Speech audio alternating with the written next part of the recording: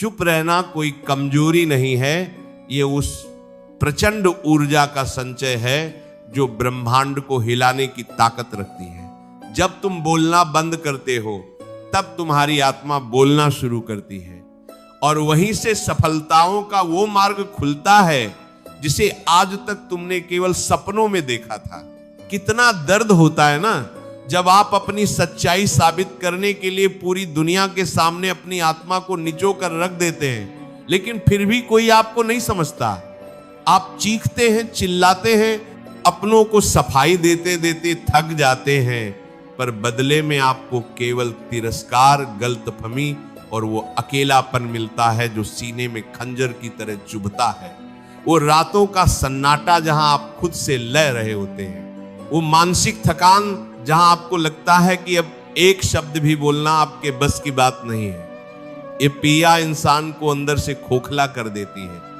आप अपनों के बीच होकर भी बेगाने महसूस करते हैं क्योंकि आपने अपनी शांति की चाबी दूसरों के हाथों में थमा दी है। जब लोग आपकी चुप्पी का गलत मतलब निकालते हैं और आपकी उदारता को आपकी कायरता समझ लेते हैं तो वो टीस आपको सोने नहीं देती।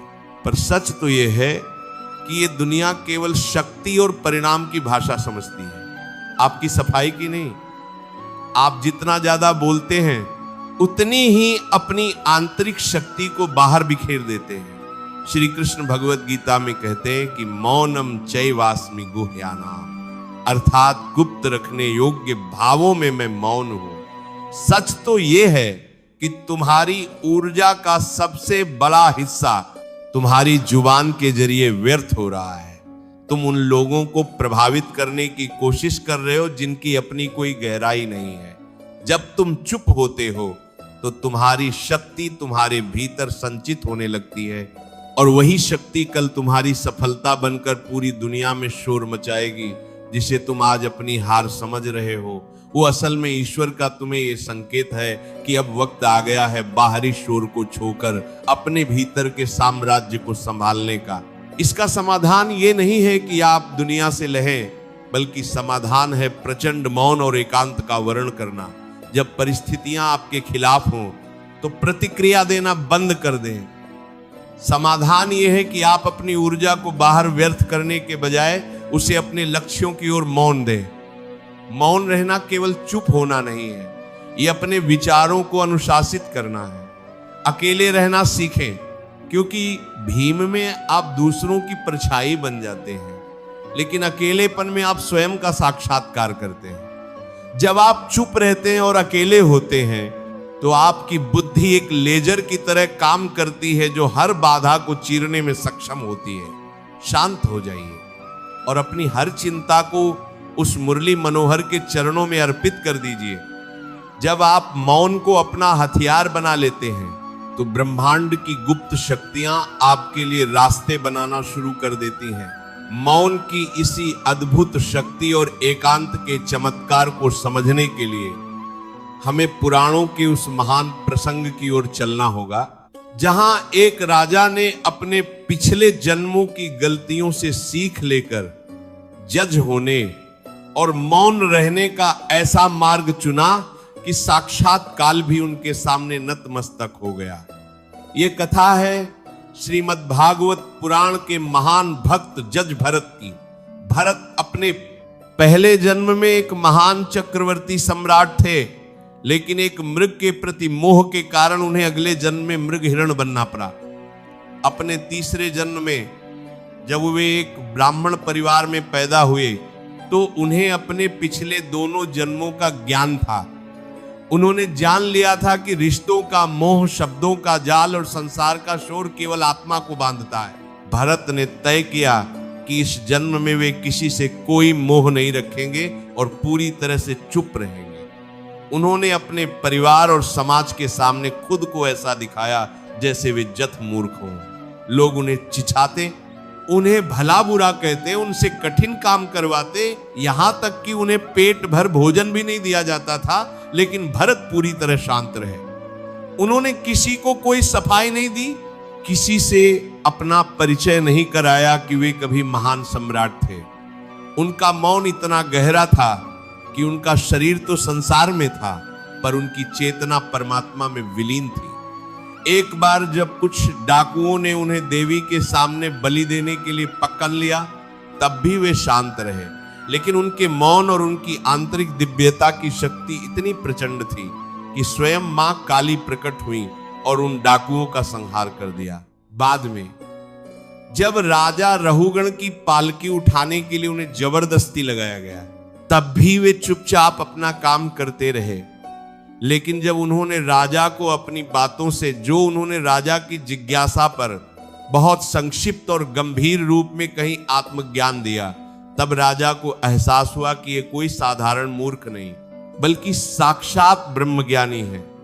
भरत ने सिखाया कि चुप रहने और अकेले रहने से आत्मा की वो शक्तियां जागृत होती हैं जो बने बने साम्राज्यों को भी तुच्छ बना देती हैं। उनका मौन उनकी सबसे बड़ी सफलता थी, क्योंकि उस मौन ने उन्हें जन्म मरण के चक्र से मुक्त कर दिया।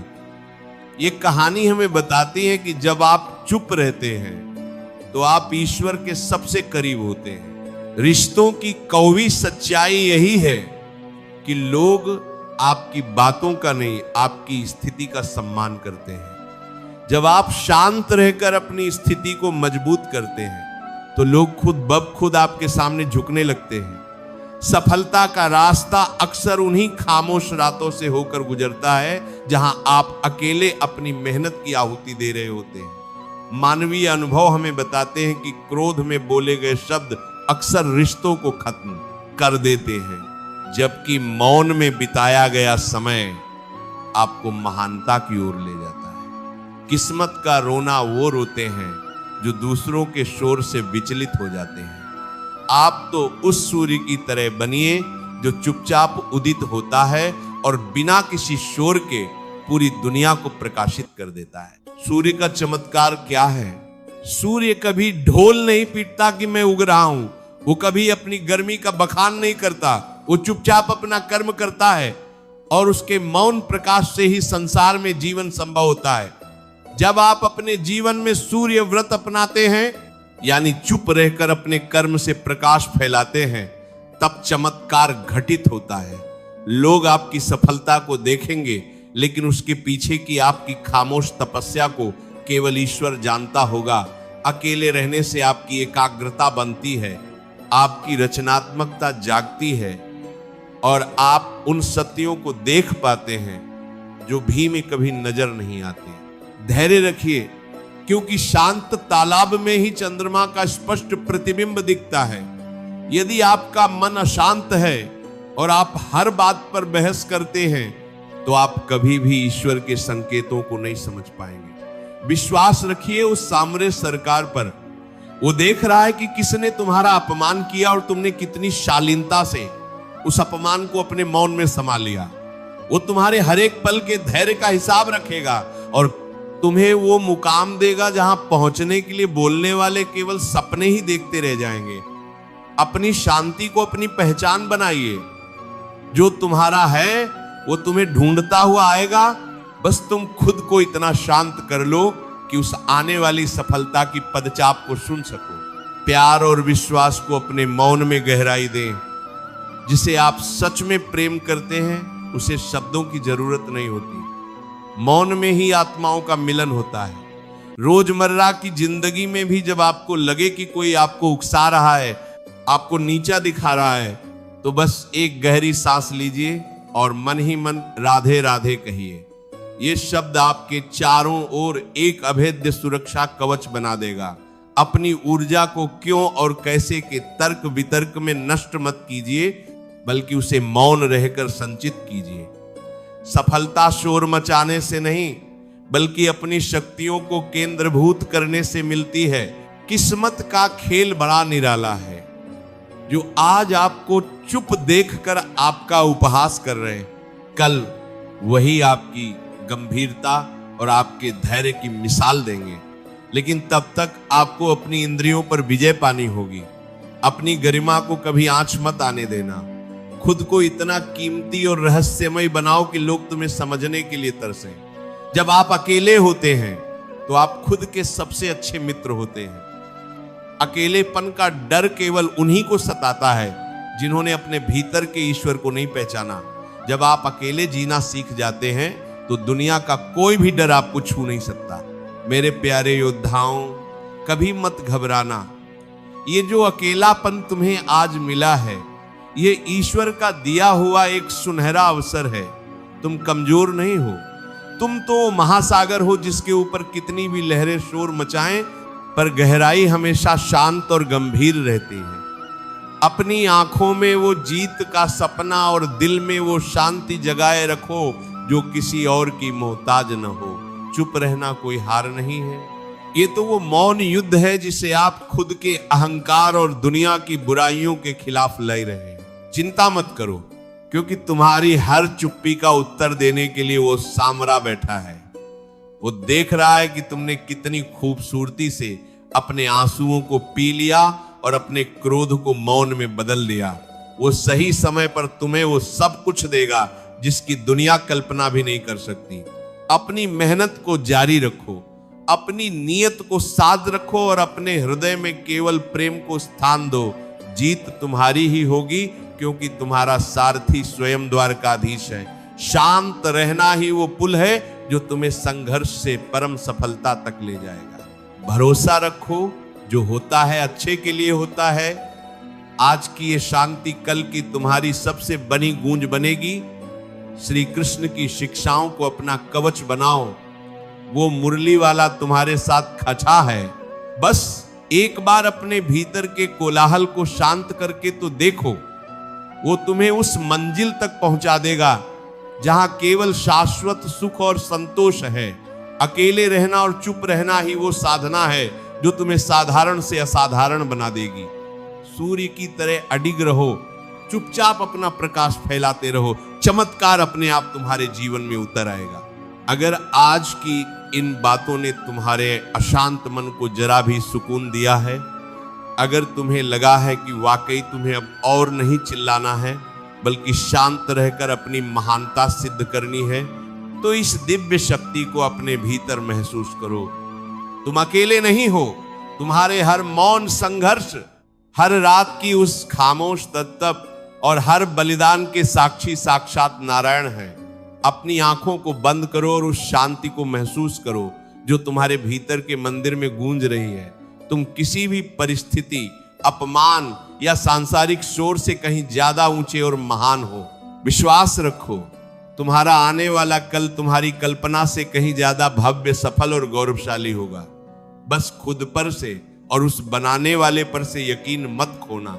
जिसने तुम्हें ये जीवन दिया है वो तुम्हारी सफलता का मार्ग प्रशस्त करने के लिए पहले से ही तैयार खड़ा है।